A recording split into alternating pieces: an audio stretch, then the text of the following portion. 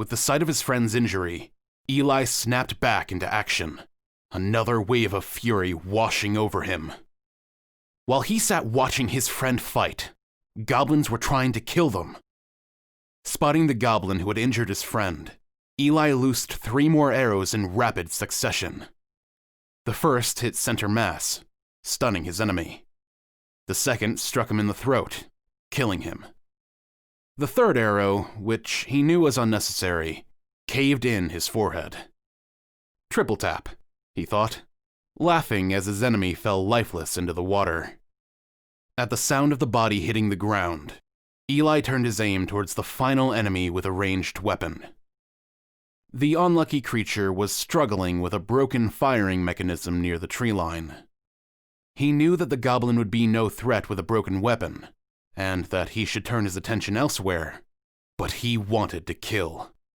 The creature was in his sights, and he needed to die. These beasts had hurt his friend. A moment later, the top of the goblin's head exploded, gray matter showering the trees behind him. More notifications flashed by at the bottom of his screen as a slight cracking sound came from his bow. Eli took a moment to scan for more long-range threats when he noticed a sudden shift in Don's health bar. He had placed the yellow fist icon above his partner's head at the start of the battle, and finding the icon took only a second. The battle had shifted 20 paces from Don's previous location. The Turta was only 60 feet away, still bleeding from his leg, and fighting off 2 new enemies. The goblin leader, who was still chanting, and another who had made it across the river.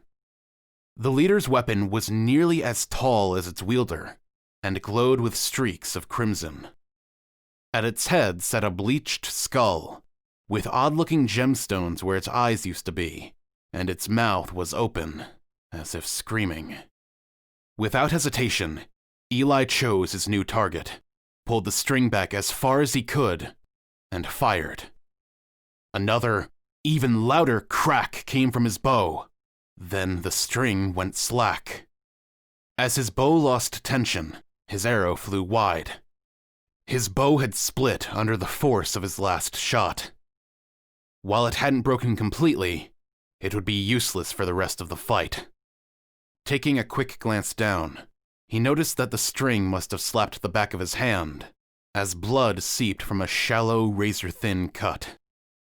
Not wanting to lose focus, he reset his attention back to the battle before him. He noticed that the goblin leader was now grinning, even though he had a trail of blood leaking down his leg from a nasty knife wound. A powerful wave of energy flowed from the now intensely glowing staff in its hands as he slammed it to the ground, releasing a wave of raw mana into the air.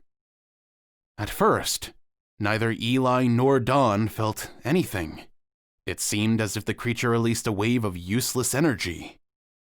The battle paused for a heartbeat as the 3 visible threats stood motionless. Then their heads tilted skyward, and founts of blazing red energy burst forth from their mouths.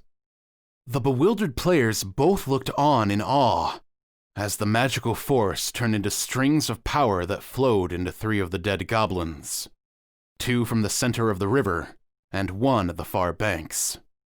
As the strange energy touched them, their bodies started to spasm. Then they stood. Necromancer!